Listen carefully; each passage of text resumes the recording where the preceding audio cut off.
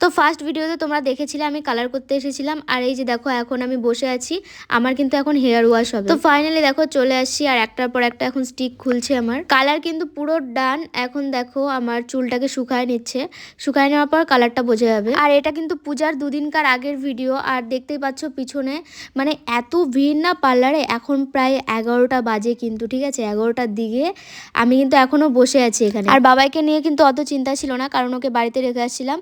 আর মা থাকলে ওর কারোরই দরকার হয় না, আমারও দরকার হয় না। আগে কিন্তু আমার পুরো চুলটায় হাইলাইট করা ছিল, এখন আমি বেশি করলাম না কালার। তো দেখো আমার ফুল কালারটা এখানে কেমন লাগছে তোমরাই বলো। আমার তো খুব ভালো লেগেছে। এতক্ষণ বসে থাকার পর আমার অবস্থা তো দূরের কথা, সম্রাটের অবস্থা খুবই খারাপ। ও প্রচুর রেগে যাচ্ছিল, কারণ ওর খিদে পেয়ে গেছিলো। আর এখন দেখো আমরা বিল কমপ্লিট করে বাড়ি যাব। আর বাড়ি যাওয়ার আগেই দেখো সামনেই 2-3টা প্যান্ডেলও দেখে নিয়েছিলাম, আর লাইটিং পুরো সেই লাগছিল, একদম পুজো পুজো ফিল।